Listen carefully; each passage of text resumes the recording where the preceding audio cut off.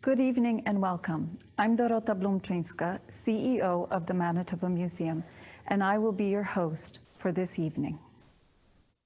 The Manitoba Museum acknowledges we are on Treaty Number 1 land, the ancestral lands of the Anishinaabe and Innuwak.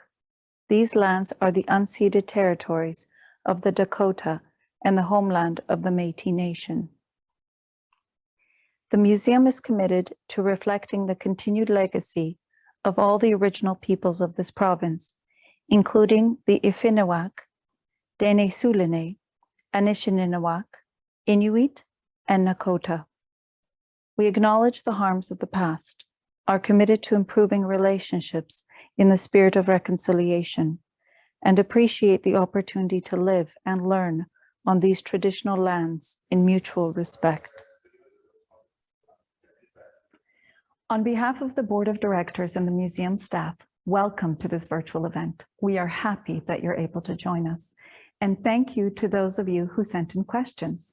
I will be joined by two of the museum's curators, Dr. Amelia Fay and Dr. Mooi, later in the program to answer a few of them. The Manitoba Museum has been telling the story of our communities and our province for the last 50 years. Last month, we marked the conclusion to the museum's 50th year in this beautiful facility at the corner of Rupert and Main Street. Although I only became the CEO of the museum 3 months ago, I've already experienced so much of its wonder, and I'm absolutely certain of its promising future. Why? Because of you, countless volunteers, staff, members, and donors. You've shared your time, talent, and treasure with us. You formed the foundation upon which we've been built. And thankfully, your generous support has been guided by an exceptional architect. For almost half of the museum's 50 years, Claudette Leclerc boldly led the museum through several landmark projects and was instrumental in creating what we are all fortunate to enjoy today. The museum has been accepting donations in honor of Claudette for an endowment fund at the Winnipeg Foundation named in her honor. Thank you to those of you who have donated. So far, over $72,000 has been raised. Two generous donors are matching the next $14,000, dollar for dollar. If you have not yet made a gift to the museum's endowment, please consider one now.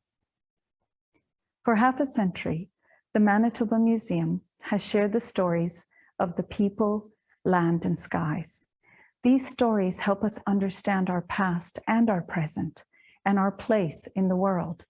From north to south, ancient to contemporary, rich, diverse, complex, and sometimes painful stories echo throughout the museum.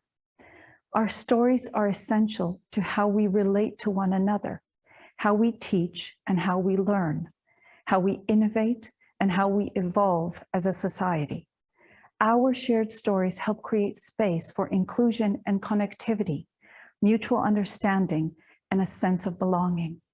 Through stories, we make space for empathy and love.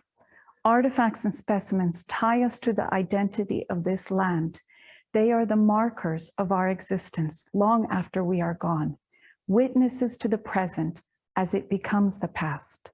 Thus, the selection of artifacts and specimens, the act of curating, is a profound responsibility. We'll now hear from 3 of the museum's 7 curators whose work with the museum's collection of 2.9 million artifacts and specimens expand our knowledge.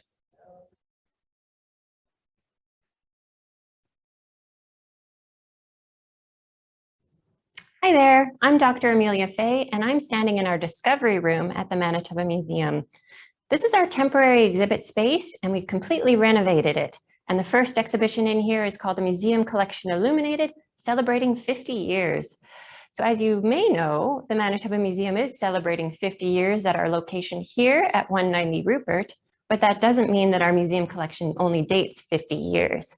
A lot of the artifacts and specimens that make up our museum collection come from previous iterations of a Manitoba museum, once housed at the Civic Auditorium.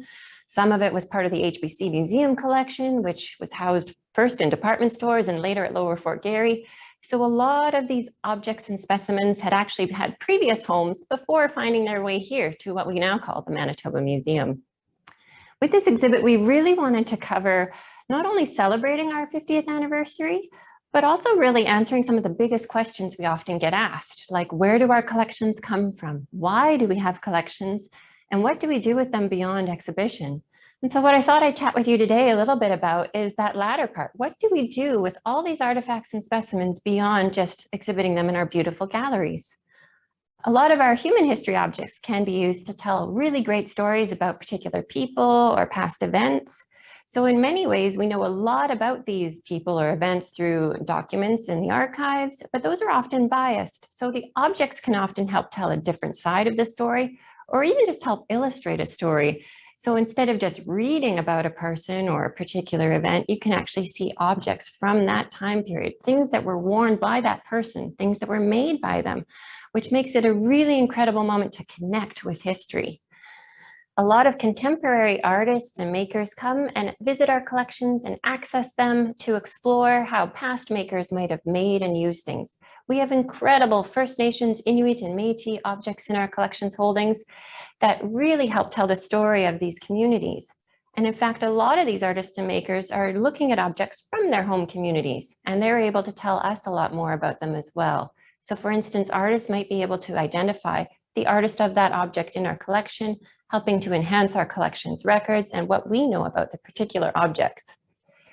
We can also explore with the communities as they re-engage with past works, with their contemporary works. And in many cases, we can showcase past and present side by side. We actually have a great example of that in this exhibition too, a contemporary Métis beader who replicated beadwork from a cuff found in our collections. So we have a lot of community engagement with these pieces. They really help people reconnect with the past and reconnect with their communities. So these objects aren't just stagnant, they're living objects that help inform the present. For natural history specimens, there's some really, really cool things that can happen. So a lot of specimens are collected sometimes because they are the first example of a specimen, or called a holotype. There's a really great example of that in this exhibit, a branching coral from our paleontological collections, and it's a holotype, and it is the only known example of this particular species of coral. So we can learn a lot, not just about the coral itself, but about its environment, how those environments have changed over time, and what that tells us about deep geological time. We also have some incredible pieces in our zoological collections that a lot of scientists and researchers access as well. Scientific technologies have advanced, and so there's a lot more we can learn as we go forward. And one of those great examples in this exhibit is an orca tooth. You'll see it in the case at the back. It just looks like an orca tooth that's been split in half. However, it was split by researchers who were really interested in extracting the dentum, the interior part of the tooth, to do a stable isotope analysis. And that analysis helped tell what the orca was eating, where it lived during its lifetime, and can give a really great indication of longer-term orca life history, and maybe help even discuss policies and implications for orcas today. So there's a lot of back and forth engagement with these objects. They tell important stories for the past, they tell important stories in the present, and they're going to be incredibly useful to continue telling stories in the future.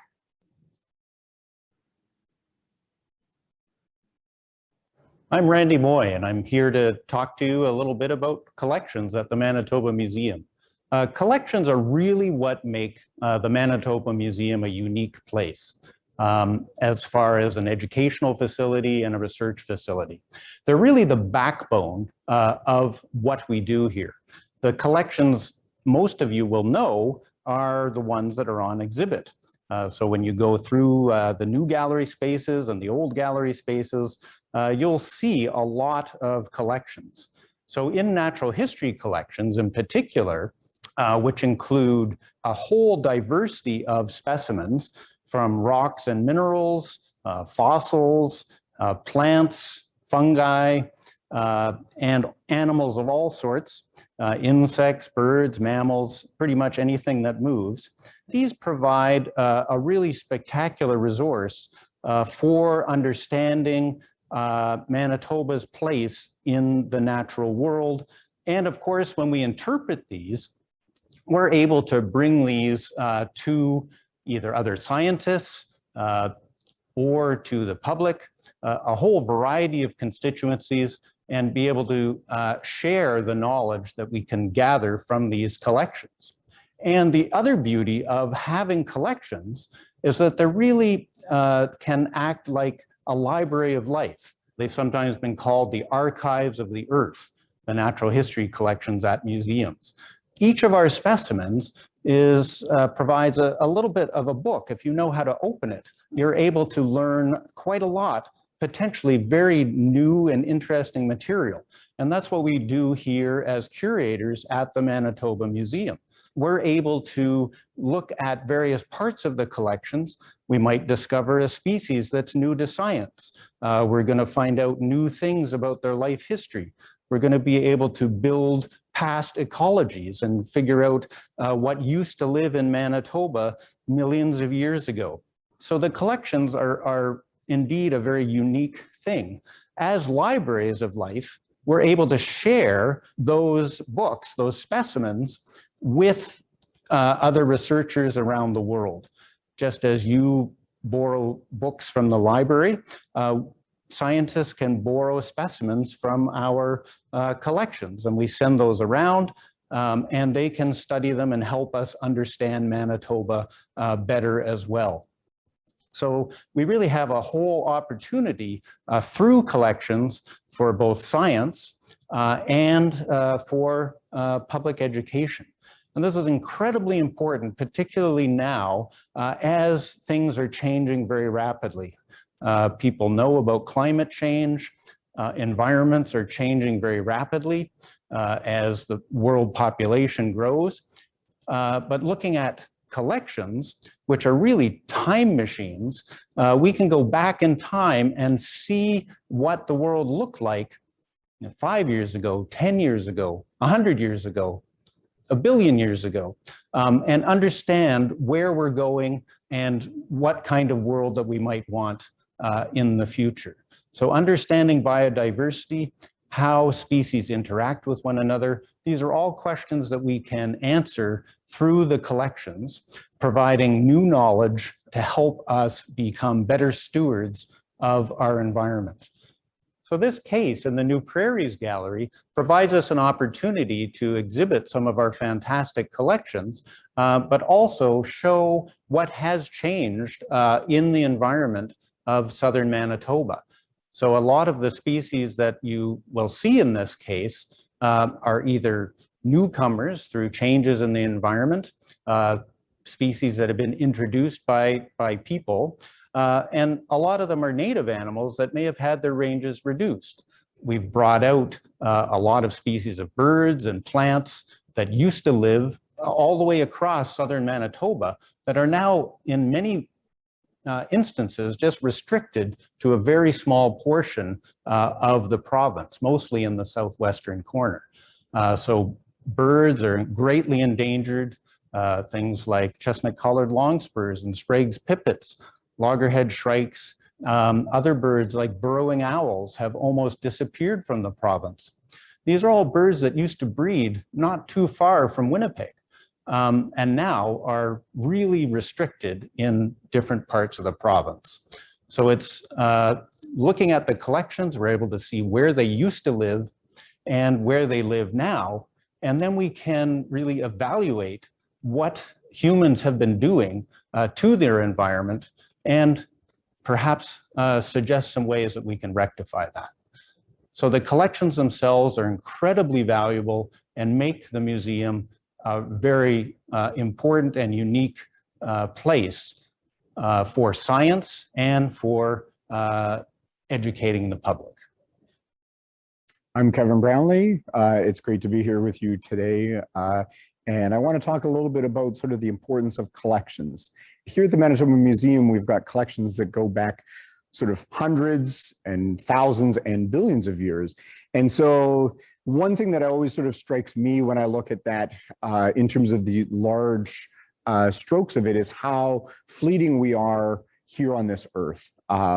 It also connects us to something much bigger than we are ourselves, longer than our lives, longer than our grandparents' lives. We have this continuation from before and into the future. And I think it's a really great way of sort of centering why it's important to have these collections. You know, behind me, I've got the Brockington Archaeological Site represented. It's a site on the Souris River, south of Melita. And here at this site, we've got an 1,100-year-old bison kill site where a large group of First Nation people gathered together to hunt bison to provide food security for a large group. The analysis and interpretation gives us insight into Indigenous science, the idea of the ingenuity and skill people had to be able to harvest large numbers of bison. If we think of sort of this site and how it came to the Manitoba Museum and came to be a part of our sort of most recent galleries, my predecessor, Lee Sims, excavated at the site and recovered nearly 700,000 artifacts. And all things from bison bones to arrowheads to clay pots. And those sat in our collections for almost 40 years. And in our most recent renewal, we're able to bring this site out to the public. We're also able to look at it in a slightly different lens. We're able to use some science and some technology to be able to, you know, sort of analyze what's left on the inside of pots, using AMS dating and doing things that in the 70s, when he was excavating at the site, was sort of in the realm of sort of science fiction. And so it's really important for us to have these collections because we don't know what's going to be available as we do research in the future. And you know what happens in 10 years, 20 years, 50 years, or 100 years, I think is really important. One of the guiding philosophies and sort of teachings I received, my background is Cree, is how when decisions are made today, we often sort of look at the much broader perspectives. I see a similarity with the Manitoba Museum and what our collections have. There's this idea that we examine 7 generations in the past and 7 generations in the future when you're making a decision. This is not a short-term cycle of what's going to happen in the next couple of years. We're looking at long sort of periods of time. And I think it's really important to look at how that is. Our time here is fleeting. And if we don't think of what's going to happen in future generations with the decisions we make, I think it's really sort of imperative for us to look in these broader terms. In that sort of same light, I look at the peace treaty that happened at the Forks about 800 years ago. And at this site, 9 nations gathered, and we know that from the pottery that was left at the site and from oral histories that was shared with archaeologists working at the site to be able to tell the story of how 9 nations got together to negotiate peace. It was a time of turmoil, and they came together and negotiated peace.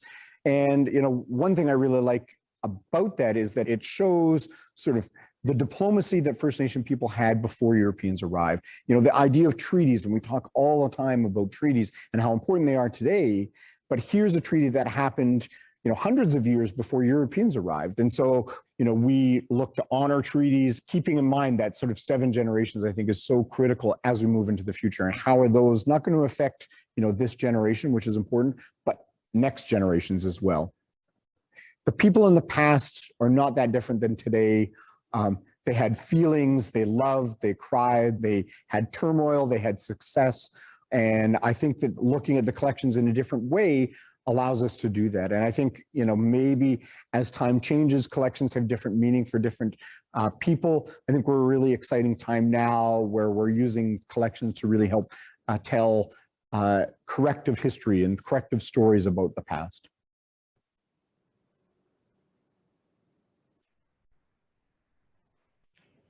Thank you, Kevin, Amelia, and Randy. I'm so happy that you've gotten to meet some of our curators. They are dynamic, incredible individuals who have dedicated their life to the research, to the study, to the exploration of the world around us. Whether it's the dirt that you're kicking or the sky that you're gazing at, or the people that you get to meet in your community. The Manitoba Museum celebrates everything in this beautiful province. And I'm happy that tonight you've gotten a chance to look into the past, to look at where we've come from, because the past is in conversation with the present about the future. That is our role, is we are shaping Manitoba's future. Together, we're engaged in a dynamic experience. And what I mean by that is it's more than just coming to visit and to look at the artifacts and exhibits. It's more than glancing at something and thinking that it's beautiful. It's looking at it with your heart and with your mind. It's trying to hear its story. It's trying to understand why that story is important and what it says about who we are. This is a journey that we take together. And we've completed the first 50 years. And now we're entering into the next half century. And I'm inviting you to take that journey with us. The Manitoba Museum is ever changing. It is quickly becoming the Center for Intercultural Dialogue that we all know it to be. It is becoming a place where we connect. It is a place where we have conversations, difficult, painful conversations, but it can also be a place of healing, a place of reunion. When we talk about the future, we talk about a society that is just, that is equitable, a society that celebrates diversity, a society that understands how the world around us, the flora and the fauna and the people make the life experience that we all enjoy so valuable and so incredible. And so once again, I want to invite you to be part of this conversation, to be comfortable with the uncomfortable, to visit us, but also to be part of creating a museum of the 21st century, a place that shapes and transforms the place that we love.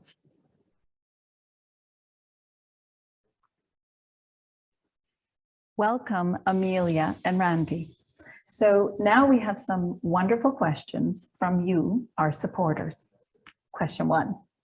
Will the planetarium dome be upgraded to the new Domex LED technology? We've begun the research and we are looking into it. Upgrading the technology, the seating, the consoles, the entire experience, we already know will be a significant investment, but we want to make sure it's a wonderful time for you. So be patient with us and it will be done. Number 2, we had several people ask if the Science Center is still in the museum's plans. Yes, it is. Just to clarify, the Science Center we all envision and imagine is different than the science galleries you've enjoyed for decades. We're renewing those conversations and we're beginning all of that planning. Question number 3. Randy, this one's for you. While working from home this year, I saw a lot of birds in my backyard. How many birds do you have at the museum and what's the most unique, oldest? Well, we have quite a substantial bird collection. We have about 7,700 birds or so in different forms. We have eggs, we have research specimens, and of course we have mounts that, and a lot of those you see in the galleries as you're walking around. The sort of, I would guess unique is kind of a hard thing to say. Just like people, every individual of a species is unique. And so it's important for us to have several individuals of each species so that we can look at males and females, the ages, different times of year, and even looking from decade to decade, or even century to century. So we can look at the changes that happen over time in Manitoba. The oldest specimens we have one from Alaska, an egg from an Arctic loon that dates back to 1886 in the bird collection. And then from Manitoba, the oldest specimen is actually a whooping crane that was collected not too far from Winnipeg in Sanford in 1891, I believe. Great. Thank you, Randy. Okay, to both of you. Where do you do your research? What's the craziest, weirdest thing to happen to you in the field? Keep it G-rated. Well, to be honest, most of my research happens in the lab. So science is, 99% grunt work and about 1% eureka moments. So a lot of that does happen in the lab, and that's an important place to work where we have access to the specimens and the equipment that we need. The sexy part, the field work that people like to hear about, I've been very fortunate during my career here and gotten pretty much everywhere in the province, from the southeast corner, the southwest corner, Lyleton, Nolita, all the way through the Interlake, Lynn Lake, Thompson, all the way up to Newton Lake, right on the border with Nunavut and Churchill, and so a lot of interesting things. The weirdest thing, I don't know if you want to talk about some stuff first, but because I'm doing all the talking here, but the weirdest thing in Manitoba, probably the weirdest thing is being at my campsite and watching a bear come over and check out our tent, our sleeping tent, and then just sit right on top of it. So that was an interesting moment, thinking about, what might have happened if you had decided to do that at 2 a.m. And when I've been collecting fishes, I had my regulator at about 80 feet or so. The regulator, the part that you breathe through, just fell apart right at 80 feet. So that was an interesting little event as well. Oh. Sounds a bit terrifying. Not so interesting. Well, not that it's not interesting, you know what I mean. But I guess for me, the same sort of thing. Much of my work takes place in the lab and visiting other museum collections, as well as analyzing our collections here, and spending a significant amount of time in the archives, which is something I've really missed actually during COVID times, is going to the Manitoba archives. But fieldwork, as Randy said, is the sexy fun part that we all love doing, and we don't get to do nearly as much sometimes. But I have been fortunate to primarily earlier in my career, before coming to the museum, most of my work was in the Arctic. But now I've been very blessed to be able to go to some beautiful spots in Manitoba too. York Factory in northern Manitoba is simply stunning and an amazing site.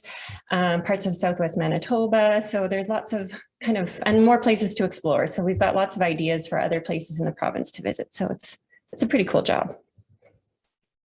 Okay, great, good answers. Okay, number 5. I'm really excited to come and see all the changes at the museum. What's your favorite story or artifact or specimen that's in the new parts? Wow. Sort of asking a curator what their favorite part of an exhibit is kind of like asking, a parent which is their favorite kid. We like to think all of them are special in their own way, but I'd probably say that we have one of the things that people get interested in or are surprised at is that we used to have locusts in Manitoba in the old days, and did a lot of damage to crops, and they've gone extinct since. But we have some specimens in the exhibit that are really interesting. They're about 500 years old, that came from a glacier in Wyoming, from some colleagues of mine. And they actually breed in that part of, or had bred in that part of the country, and would fly over glaciers and die. And so these were picked up from there. And so we're fortunate enough to have some of these as an examples that you can look for when you're in the gallery. And then of course, some of the birds that we have are fantastic. Some of the ones that we have on exhibit are well over 100 years old. And so it's kind of fun to think about those, still teaching people about conservation and, the environment, many years over the decades.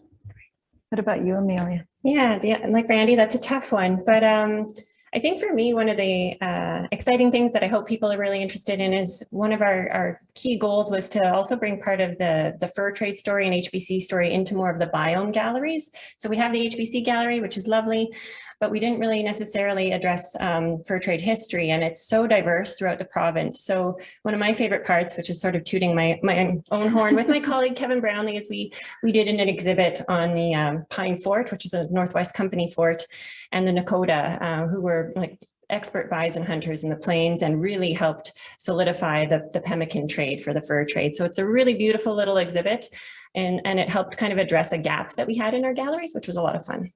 Great. Okay, Amelia, this one's for you. Does the museum give objects back to its original owners? Again, it's a good question. So when someone donates an artifact or specimen to the museum, they actually sign over something called a deed of gift, which transfers the care and ownership over to the museum. That said, there are artifacts that were collected a long time ago that could be potential cases for repatriation, and communities may call upon us and request them. So we have a repatriation policy and procedure that addresses these requests, and we work closely with descendant communities to really kind of honor their requests and proceed. So one of most recently was a Treaty 6 medal that was repatriated to Red Pheasant First Nation. Great, thank you. Okay, and the seventh and last question. What does success look like for the Manitoba Museum of the future? I'm going to take this one, unless you want to chime in. Well, in the future, we want to make sure that we are a chapter in each of your stories, and that when you walk through here, and especially when you leave, that you are changed, that you are inspired. My hope, our hope, is that the Manitoba Museum of the future is a place that is living and dynamic, that tells stories, that celebrate all of us, and that really speak to both your heart and to your mind, and leave you wanting to contribute to a better world. Thank you for joining us. A lot of us have memories of coming here when we were younger. I think it's time for people to come back and see all the new things that have been added. It's really as educational as it is entertaining. Rosie, what did you like? Bison, flowers, teepee. We were blown away with what we saw. I thought it was very thoughtful to see sort of this revamp. Riel and the Great Depression and looking at like the roots of plants and things like that. It's awesome to see how the museum's evolved. I expected just one whole new exhibit, not like everything everywhere. It was a good experience to come back and bring back some memories.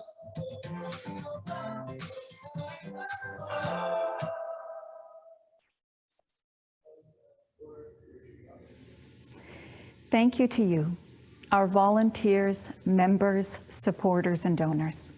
You have such an impact on the ongoing work of our curators and staff as they research, collect, conserve, develop new exhibits, and deliver public and school programs.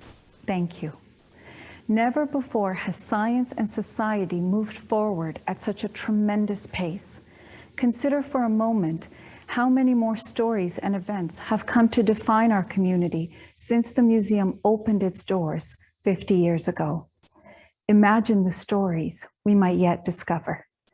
The Manitoba Museum is dedicated to shaping Manitoba's future, not alone, but with all of you, by expanding knowledge, sharing stories, and encouraging discovery. For that to happen, we recognize there's a lot of work to be done to deepen our relationships with all communities, to ensure all feel welcome, represented, and celebrated, and to make certain that what we show and what we say honor the truth of the past. The Manitoba Museum is committed to being an agent of change, actively contributing to reconciliation, advancing social justice, climate change education, and creating spaces for intercultural dialogue. We're also committed to conducting scientific research in areas such as geology, biodiversity, and ecology, enhancing our natural and human history collections, and offering dynamic programs and exhibitions. This important work, we believe, will contribute to a just existence for all communities and a beautiful life for each of us, our children, grandchildren, and generations to come. We are so grateful to you, our donors, and I'm glad you could join us this evening to hear about the journey and the changes to your museum.